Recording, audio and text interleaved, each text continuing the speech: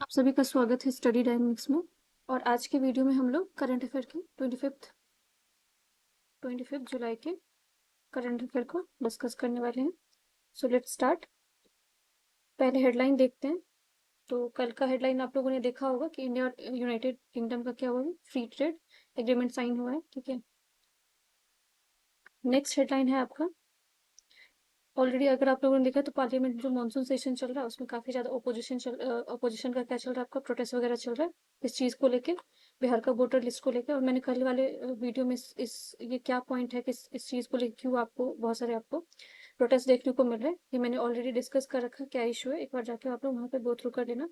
Next news है आपका रसिया का। ठीक है, अब यहाँ पे प्लेसेस इन न्यूज आपको आ सकता है, पूछा जा सकता है कि अमूर रीजन जो है वो कहाँ पे आपको लाई करता है। ठीक है, तो ये आपका अमूर रीजन जो है आपको किसके बॉर्डर बनाता है ये एरिया। ठीक है, रसिया और चाइना के बीच में बनाता है, बॉर्डरिंग एरिया है। तो यही आपको क्वेश्चन पूछा जा सकता है कि अमूर रीजन है क्यों, कहाँ पे। और ये अमूर रीजन आपका बहुत ज्यादा फेमस है किस चीज के लिए, माइग्रेटरी बर्ड के लिए। यहाँ से माइग्रेटरी बर्ड जो है विंटर में आपको कहाँ पे, आंध्र प्रदेश माइग्रेट करके आती है। अगर आप लोगों ने सुना होगा फ्लेमिंगो फेस्टिवल का, वो भी सेलिब्रेट होता है आपका कहाँ पे, आंध्र प्रदेश में, पुलिकट लेक के आसपास। तो अमूर जो एरिया है वो, ठीक है, वहाँ पे रिवर बहुत फेमस है, अमूर रिवर फेमस है। और उसको हीलोंग रिवर भी बोला जाता है चाइना में। तो इसका दो नाम है, अमूर रिवर भी हो सकता है, हीलोंग रिवर भी हो सकता है। इसको चाइना में दूसरे नाम से बोला जाता है और रसिया में दूसरे नाम से बोला जाता है। नेक्स्ट न्यूज जो है आपका इंडिया को लेके, ठीक है, चेस को लेके है। कल भी मैंने आप लोगों को बता दिया था कि दिव्या देशमुख जो उन्होंने फाइनल में जगह बनाई है। और कुनेरू हम्पी और चाइना का जो ली तेंजिंग, उनका क्या होने वाला, सेकंड सेमीफाइनल होने वाला। तो यहाँ से आपको फाइनल डिसाइड हो जाएगा। बट हमारे लिए क्या इंपॉर्टेंट है कि ये आपका जो चेस टूर्नामेंट कहाँ पे हो रहा है, जॉर्जिया में हो रहा है। क्योंकि कहीं भी कोई स्पोर्ट होता है और पूछा जाता है कि ये कहाँ पे हेल्ड, कहाँ पे हुआ था। तो ये आपके लिए इंपॉर्टेंट है। नेक्स्ट देखते हैं हम लोग। नेक्स्ट आपका प्रेसिडेंट रूल को लेके है। अभी रिसेंटली प्रेसिडेंट रूल क्या किया गया, एक्सटेंड किया गया मणिपुर में। अगर आप लोगों को पता है तो मणिपुर का इशू बहुत 2-3 साल से कंटिन्यूसली चल रहा है। और इशू क्या, आपका ट्राइबल जो कॉन्फ्लिक्ट चल रहा है आपको मीती और कुकी के बीच में। तो वो ट्राइबल इशू की वजह से आपको क्या, टाइम टू टाइम यहाँ पे किसी न किसी तरह का जो प्रॉब्लम हो ही रहा है। तो उस चीज को कंट्रोल करने के लिए क्या किया गया, एक्सटेंड कर दिया गया वापस से आपका जो प्रेसिडेंट रूल है। बट हमारे लिए क्या इंपॉर्टेंट है, हमें ये समझना है कि कॉन्स्टिट्यूशनल प्रोविजन क्या है, आपको आपके संविधान में इसके बारे में क्या क्या लिखा गया है। स्टार्ट करते हैं। तो पहला जो आपका ये है कि इसको प्रेसिडेंट रूल ने इसको स्टेट इमरजेंसी भी बोला जाता है। और कौन से अनुच्छेद, कौन से आर्टिकल में मेंशन है, 356 अनुच्छेद में मेंशन है। अब अगर प्रेसिडेंट रूल लगाना है, ठीक है, तो ऐसे नहीं कि उसको डायरेक्टली अपने मन से लगाया जा सकता, उसके कुछ प्रोविजन है, कुछ ग्राउंड्स है जिसके बेसिस पे उसको इम्पोज किया जाता है। तो पहला जो है वो आपका क्या है कि जो रिपोर्ट है वो कौन प्रोवाइड करेगा आपको, गवर्नर जो है इसके बारे में रिपोर्ट प्रोवाइड करेंगे। दूसरा जो है, अगर गवर्नर रिपोर्ट प्रोवाइड करते हैं और अगर नहीं, प्रेसिडेंट को नहीं मानना है तो वो नहीं भी मान सकते। ऐसा नहीं कि वो उनके ऊपर ऑब्लिगेशन होगा कि उनको मानना ही मानना पड़ेगा। नेक्स्ट जो है, गवर्नर प्रेसिडेंट जो वो खुद अपना जजमेंट खुद ले सकते हैं। उनको अगर ऐसा लगता है कि सिचुएशन आपका बहुत वर्स्ट है तो उसको लेके एक आर्टिकल मेंशन आपका, आर्टिकल 365। जब भी हम लोग जब भी हम 356 बात करते हैं तो 365 उसके अकॉर्डिंग्स में ही पढ़ा जाता है। तो 365 में आपका क्या है कि मान लो कि कोई स्टेट है जो कि कॉन्स्टिट्यूशनल प्रोविजन को नहीं मान रहा है या फिर सेंट्रल गवर्नमेंट को चैलेंज कर रहे हैं, तो किसी तरह की इशू है जो कि वो जो स्टेट मशीनरी फेल होने का भी चांसेस होता है। तो वो सारी चीजें कहाँ पे 365 आर्टिकल में दिया है। तो 365 को अगर फॉलो नहीं किया जाता है तो वो 365 को अगर फॉलो नहीं किया जाता तो 356 को लागू किया जा सकता है। बट इसका कंडीशन क्या है, किस तरह से इसको कितने दिन के लिए होता है। तो इसका अप्रूवल जो है, ठीक है, प्रोक्लेमेशन जो है इसका वो 2 महीने का होता है। और इसको अप्रूव करने के लिए आपको दोनों हाउस का, लोकसभा का भी राज्यसभा दोनों को पास करना पड़ता है, तभी यहाँ पे क्या होता है ये जो आपको इम्पोज किया जा सकता है। दूसरा ये है कि इसको मैक्सिमम कब तक एक्सटेंड किया जा सकता है, तो 3 साल के लिए इसको एक्सटेंड किया जा सकता है। 6-6 महीने पे इसका एक्सटेंशन होता है, तो मैक्सिमम इसको आप 3 साल के लिए एक्सटेंड कर सकते हो। और इसके अलावा जो है आपका क्योंकि जो प्रेसिडेंट रूल है पहले इसमें ये था कि आपको जुडिशियल रिव्यू नहीं लिया जाता था। सिंस जो आपका एसआर वोमे केस से पहले पहले आपका जुडिशियल रिव्यू का कोई प्रोविजन नहीं था। बट जब एसआर वोमे केस आता तो उसके बाद बोला जाता है कि जुडिशियल रिव्यू, क्योंकि बहुत सारे इसका मिसयूज बहुत ज्यादा होने लगा था प्रेसिडेंट रूल का। तो उस मिसयूज को रोकने के लिए जो इसमें जुडिशियल रिव्यू का प्रोविजन डाला गया था। Now you can see here, यहाँ पे चीजें लिखी हुई है राज्यसभा और जो भी आपका ऑफिशियल डॉक्यूमेंट ये है, ठीक है। नेक्स्ट न्यूज है आपका मालदीव को लेके। 2 विज़िट है, अपने लोगों ने देखा यूनाइटेड किंगडम और मालदीव को लेके विज़िट है। तो इसके अलावा जो है वो हमें देखना पड़ेगा कि मालदीव के साथ इंडिया का इंटरनेशनल रिलेशन कैसा है, कौन-कौन से मिलिट्री एक्सरसाइज़ इंडिया और मालदीव का होता है। तो अगर आपने देखा हो, न्यूज़ फॉलो करे हो, तो लास्ट ईयर आपने देखा था कि इंडिया आउट करके कैंपेन चलाया गया था मालदीव में, और उसके बाद आपने देखा काफ़ी जो सिचुएशन है इंडिया और मालदीव का जो रिलेशन है वो काफ़ी खराब होना शुरू हो गया था। तो वापस उस चीज़ को रिवाइव करने की कोशिश की जा रही है, चीज़ों को ठीक करने की कोशिश की जा रही है, क्योंकि जो मालदीव है वो हमारा one of the maritime border share करता है, तो ये हमारे लिए काफ़ी इंपॉर्टेंट है। और अगर चाइना के हेजेमनी को कम करना है तो हमें कहीं ना कहीं अपना जो मालदीव के साथ रिलेशन है उसको बेहतर बनाना पड़ेगा। तो मालदीव के साथ हम देखते हैं कि मालदीव का क्या क्या इशू है, ठीक है। तो मालदीव के बारे में अगर आप देखोगे तो मालदीव जो इंडिपेंडेंस उसको कब मिला हुआ था, 1966 में, तो ये भी कोलोनाइज कंट्री ही है। और इसके अलावा जो अगर मालदीव के बारे में देखोगे तो मालदीव जो है उसके साथ हमारा मिलिट्री एक्सरसाइज होता है। कौन सा मिलिट्री एक्सरसाइज होता है? इक्यू वेरिएंट करके एक्सरसाइज होता है, जो कि इंडियन मिलिट्री और मालदीव का जो डिफेंस फोर्स है उनके बीच में होता है। तो ये आपको मिलिट्री एक्सरसाइज पूछा जा सकता है, और ये मिलिट्री एक्सरसाइज ऑलरेडी हो चुका है। तो एक तो एडिशन भी पूछा जाता है कि कौन से नंबर का एडिशन था, तो ये 13th नंबर का आपका मिलिट्री एक्सरसाइज 2025 में हो चुका है। तो अभी वापस से तो नहीं आएगा, तो करंट अफेयर के हिसाब से आपको अभी अगर 13 वाला याद कर ले तो आप, तो ये आपको काम आ जाएगा किसी भी एग्जाम में।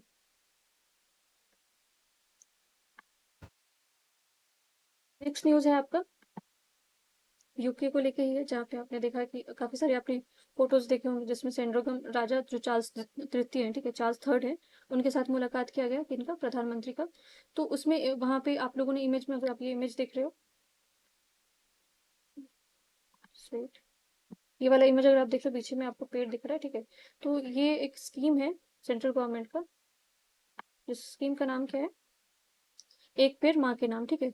तो ये इनिशिएटिव जो है वो इंडियन गवर्नमेंट का है, तो इसमें उन्होंने वहाँ पे भी इस चीज़ को प्रमोट किया है। तो इस स्कीम के अंदर आपका क्या है कि 5 जून से लेके 30 सितंबर तक, 30 सितंबर तक टारगेट की बनाया गया कि हमें 100 करोड़ पेड़, आसपास 100 करोड़ के पेड़ जो आपको लगाना है, ठीक है। तो ये काफ़ी बड़ा टारगेट है, तो इसीलिए इसको हर जगह प्रमोट किया जा रहा है। बाकी स्टेट गवर्नमेंट भी इसको क्या कर रही है, प्रमोट कर रही है। नेक्स्ट जो न्यूज़ है वो आपका यूके को ही लेके है, क्योंकि कल काफ़ी सारे आपको ट्रेड एग्रीमेंट वगैरह हुए हैं और काफ़ी सारी चीज़ों पे चर्चा हुआ है, जिसमें आपका एक जो पॉइंट निकल के आया है वो क्या है आपका, comprehensive economic and trade agreement, जिसको सेटा बोला जाता है। इसका अगर आप देखोगे हिस्ट्री देखना, सेटा का अगर देखोगे कब आया था, क्या था, नहीं था, तो ये बिगन जो है 2009 में हुआ था। 2008 में बोला जाता है वैसे इसका बिगन हुआ था, लेकिन 2009 में इसके पे काफ़ी ज़्यादा जो है वो चर्चा किया गया था। बट इसका जो शुरुआत है वो कौन दो कंट्री के बीच में हुआ था, आपको यूरोपियन यूनियन जो थी, ठीक है, जो यूरोपियन यूनियन के अंदर 27 कंट्री आते हैं, उनका और कनाडा का फर्स्ट उनमें जो है वार्तालाप हुआ था, मीटिंग हुआ था, जिसमें कंक्लूड किया गया था कि हमें कोई ऐसी ट्रेड डील की जरूरत है जिससे क्या हो सके, जो बाकी यूरोपियन कंट्री उसको भी बेनिफिट हो सके और अदर कंट्री जो इनके साथ व्यापार करना चाहते हैं उनको भी बेनिफिट, क्योंकि यूरोपियन यूनियन के साथ ट्रेड करना अपने आप में बहुत ही ट्रिमेंडस वर्क है, क्योंकि आपको उनके हिसाब से देखना पड़ता है उनका जो सिस्टम है, क्योंकि उनका करेंसी किसका क्या है, किस तरह से बायलेटरल टॉक कैसे कैसे खत्म करना है, तो ये बड़ा टीडियस वर्क है। तो उसको उस चीज को मतलब सिंप्लीफाई करने के लिए सेटा लाया गया था। तो 2017 में इसको फुल फ्लेज रेटिफिकेशन मिलता है। उससे पहले पहले अगर आप देखो तो अभी भी अगर आप देखोगे सेटा का अगर सबसे बड़ा लार्जेस्ट मार्केट अगर प्रोवाइड करता है तो वो कौन करता है, कनाडा करता है। तो इंडिया भी इसको क्या किया, अभी इंडिया ने भी साइन कर लिया है, तो इंडिया भी इसका हो जाएगा। टोटल अभी आपको 17 कंट्रीज इसके मेंबर हैं। अब इससे आपको ग्रोथ होगा, ठीक है, आपका जो बिजनेस है, ग्लोबल मार्केट है, उसको बूस्टअप मिलेगा। यहाँ पे कुछ लिखा है कौन कौन से सेक्टर को इसमें हेल्प मिलने वाला है, हेल्थ केयर को मिलने वाला है, ज्वेलरी, ऑटोमोबाइल जो होता है, उसके बाद energy, manufacturing, telecom, IT sector, textile को, फाइनेंशियल सर्विस को, तो इन सारी चीज़ों को आपको बूस्टअप मिलने वाला है। नेक्स्ट न्यूज़ है आपका इंडिया और नेपाल को लेके, ठीक है। अभी जो होम सेक्रेटरी है उनका टॉक चल रहा है, न्यू दिल्ली में आपका मीटिंग चल रहा है, ठीक है। तो इसमें ये है कि चाइना, नेपाल के साथ हम देखते हैं, क्योंकि कुछ दिन से हमने देखा है कि नेपाल का जो है टिल्ट जो है वो चाइना की तरफ बढ़ते जा रहा है। तो क्योंकि अगर आपका नेवर अगर आपके फेवर में नहीं है तो फिर बहुत बड़ा प्रॉब्लम हो सकता है। तो उन सारी चीज़ों को देखते हुए अभी जो है आपको बहुत सारे जो बाकी हमारे, जैसे कि मालदीव के साथ हमने रिलेशन सुधारने की कोशिश की, उसके बाद हम नेपाल के साथ भी बात चल रही है।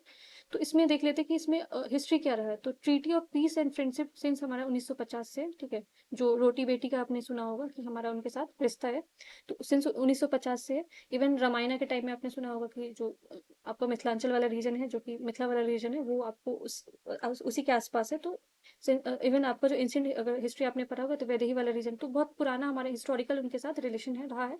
तो अभी बीच में बहुत सारे इश्यूज हो गए थे। 2020 में पॉलिटिकल मैप को लेकर इशू हुआ था, जो कि काली रिवर और काला पानी, ये वाला इशू आया था जिसमें इंडिया और नेपाल ने भी अपने मैप में बहुत सारे पोर्शन को, इंडिया के पोर्शन को अपने मैप में दिखाने की कोशिश की थी, जिसकी वजह से हमारा डिस्प्यूट और ज़्यादा राइजन अप हुआ था।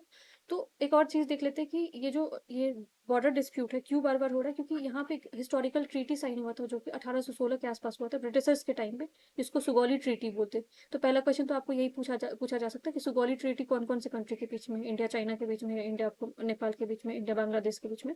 तो ये आपको इंडिया नेपाल के बीच में सुगौली ट्रीटी साइन हुआ था, जिसमें आपको काली रिवर जो काला पानी वाला एरिया है, जिसको लिपो लेक आपने दर्रा सुना होगा, पास सुना होगा, वो भी उसी के आसपास है।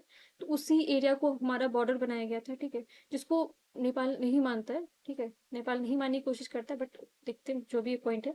इसके अलावा हम देखते हैं कि सूर्य किरण जो है आपका, ठीक है, सूर्य किरण आपका 2025 में इसका हो चुका है। सूर्य किरण आपका मिलिट्री एक्सरसाइज है और इसका 18th नंबर का एडिशन हो चुका है। तो ये सूर्य किरण इंडिया और नेपाल के बीच में मिलिट्री एक्सरसाइज है। तो इसके साथ कुछ कुछ और पॉइंट एक्स्ट्रा देखते जाते हैं।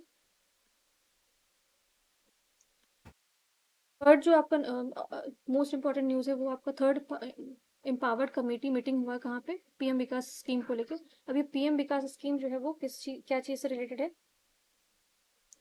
ये आपको प्रधानमंत्री विरासत का समावर्धन, ठीक है, जिसको पीएम विकास शॉर्ट में बोलते हैं, इसको कन्वे किया गया इस मीटिंग को। और इसमें जो आपको कौन कौन सी मिनिस्ट्री आपको रिलेटेड है, मिनिस्ट्री ऑफ माइनॉरिटी है, ठीक है, जिन्होंने इस चीज़ को क्या किया, मीटिंग को प्रिसाइड किया है न्यू दिल्ली में। अब इसके अंदर कौन कौन सी चीज़ें आती हैं, इसके इसके 5 कंपोनेंट्स हैं। तो यही आपको पूछा जा सकता है कि कौन कौन से 5 कंपोनेंट है। तो पीएम विकास योजना आपका किससे रिलेटेड है, आपको कोई स्किल डेवलपमेंट की बात की जा रही है, लेकिन ये किसके लिए है, आपको माइनॉरिटी के लिए है, ठीक है। और ये सेंट्रल सेक्टर स्कीम है, मतलब 100% जो इसमें 100% फंडिंग इसका होगा, इसमें सेंटर का होगा, सेंट्रल गवर्नमेंट जो इसमें फंडिंग देगी। अब इसके 5 स्कीम क्या क्या है, सीखो और कमाओ, ठीक है, नई मंजिल, नई रोशनी, उस्ताद और हमारी धरोहर।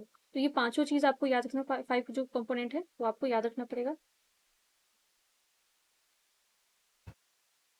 इसमें जो स्किल ट्रेनिंग की बात की जाएगी, जो नॉन ट्रेडिशनल और ट्रेडिशनल ट्रेनिंग होनी होनी में, ठीक है, वुमेन लीडरशिप की बात की जाएगी, एजुकेशन को जिसमें ओपन स्कूलिंग की बात की जाएगी, डिस्टेंस एजुकेशन की बात की जाएगी, और इंफ्रास्ट्रक्चर डेवलपमेंट जो है आपको प्रधानमंत्री जन विकास कार्यक्रम के तहत जो है इसमें इंफ्रास्ट्रक्चर भी डेवलप करने की बात हो रही है।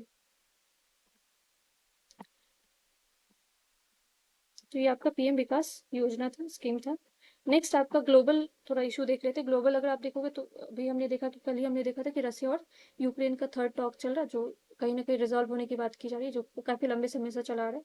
बट वो वहां पे जब अगर वो प्रॉब्लम सॉल्व हो रही है तो दूसरी जगह प्रॉब्लम राइज हो रही है। वो कौन सा प्रॉब्लम है, बॉर्डर डिस्प्यूट जो आपको थाईलैंड और कंबोडिया के बीच में जो है वो स्टार्ट हो गया। ये प्रॉब्लम आपका सिंस 1953 से ही चल रहा है, जब इसका इशू।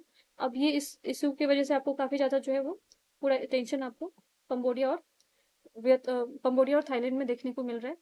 तो आपके लिए क्वेश्चन है कि आप दोनों कंट्री का अगर आपको पता है तो कैपिटल जो है वो कमेंट सेक्शन में लिखना।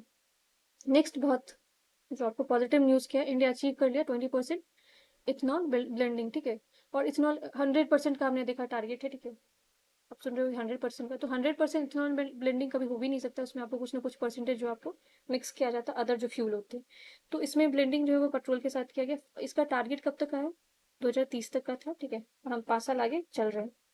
अब देख लेते हैं कि इथेनॉल, अगर आपको पूछा इथेनॉल के बारे में थोड़ा बहुत पता होना चाहिए आप लोगों को, तो इंडिया का पूछा जाए कि पहला इथेनॉल प्लांट जो है वो कहाँ पे लगा हुआ है, ठीक है, ये पूर्णिया बिहार में, ठीक है। और एशिया का सबसे लार्जेस्ट जो आपको इथेनॉल प्लांट बनाने की बात हो रही है वो आपको कहाँ पे बनेगी, जमुई में। ये भी बात चल रही है, देखते हैं आगे क्या होता है। और इसके अलावा जो है डिफरेंट जनरेशन ऑफ फ्यूल्स के बारे में आप लोगों ने सुना होगा कि एक तो फर्स्ट जनरेशन फ्यूल कौन सा होता है, जिसमें हम लोग क्या करते थे, जो खाने वाला चीज होता था, जो आपको फूड ग्रेन्स होते थे, जैसे कि आपको मेज हो गया, फिर आपको इसके अलावा अगर आप राइस हो गया, वीट हो गया, उसका ही यूज करके हम क्या करते थे, फ्यूल जनरेट करने की कोशिश करते थे, जो कि आपको बहुत ही फ्रेंडली नहीं था, क्योंकि आप फूड ग्रेन को कैसे कंज्यूम कर सकते, यूज कर सकते हो। सेकेंड जनरेशन आपका क्या था, नॉन फूड, जो खाने वाला नहीं है, जिसमें आपको वुड हो सकता है या फिर पेपर हो सकता है, उसका सेकेंड जनरेशन माना जाता है फ्यूल जनरेट करने के। थर्ड जनरेशन में आपको माइक्रो ऑर्गेनिज्म जैसे कि अलगी, उसका यूज किया जाता है। और फोर्थ जनरेशन जो अभी फोर्थ जनरेशन चल रहा है फ्यूल का जनरेशन का, जिसमें आपको जेनेटिकली मॉडिफाइड जो होते हैं उस ऑर्गेनिज्म का यूज किया जाता है। तो ये काफी इको फ्रेंडली होता है। नेक्स्ट न्यूज है आपका डूरंट कप से, ठीक है। अब इसका 134th एडिशन जो इंडिया में हेल्ड हो रहा है, ठीक है। और ये बिगन कहाँ से हो रहा है, कोलकाता से इसका स्टार्ट हुआ है। और ये डूरंट कप जो है वो किस गेम से रिलेटेड है? Related to what? आप लोग इसका भी आंसर लिखना है, क्योंकि मैंने इसके बारे में आप लोग को पढ़ाया हुआ था ऑलरेडी। अब नेक्स्ट न्यूज़ है यूएसए के प्रेसिडेंट को लेके, क्योंकि ये कुछ ना कुछ आए दिन कुछ ना कुछ इनका नया नया चीज़ें आता रहता है। तो एक तो इनका क्या है, अभी अगर आपने देखा होगा तो एआई एक्शन प्लान को लेके आए इन्होंने। क्या बात की अभी कि एआई एक्शन प्लान लेके आएंगे। तो अभी क्वेश्चन आपको यही पूछा जा सकता है कि which country recently unveils the AI action plan. तो इसका आंसर यूएसए हो जाएगा। बट इसके अलावा भी बहुत सारे आपके प्लान वगैरह हैं जो देख लेते हैं, जिसमें इंपॉर्टेंट कौन कौन से। पहले तो यही याद रखना आप लोग, यूएसए में टोटल कितने स्टेट है? 50 टोटल स्टेट है, 50 स्टेट से बना हुआ है। दूसरा है कि बहुत एक इंपॉर्टेंट जो बात चल रही थी वन बिग ब्यूटीफुल एक्ट को लेके। अब ये नाम इतना अजीब है, और आप अगर इसका मतलब देखोगे कि ये किस चीज़ से रिलेटेड है, तो ये आपका टैक्स रिफॉर्म से रिलेटेड है। तो आपको ऐसे कंफ्यूजन, बहुत कंफ्यूजिंग हो सकता है कि पूछा जा सकता है, हो सकता है आपको लगे कुछ मॉन्यूमेंट बनाने की बात चली है, कुछ ऐसा कुछ भी लग सकता है। बट ये आपका है किस चीज़ से? टैक्स रिफॉर्म से। और ये भी याद रखना कि ये कहाँ पे वन बिग ब्यूटीफुल एक्ट जो कौन से कंट्री ने किया है, तो ये आपका यूएसए ने किया है। तो ये आपके न्यूज़ थे। और ये मेरा क्वेश्चन है आप लोगों से, income tax day celebrated on 1 जुलाई, 15 अगस्त, 24 जुलाई या 2 अक्टूबर? इसमें से जो भी आंसर आपको लगता है उसको आप लोग कमेंट सेक्शन में लिखना। Thank you so much.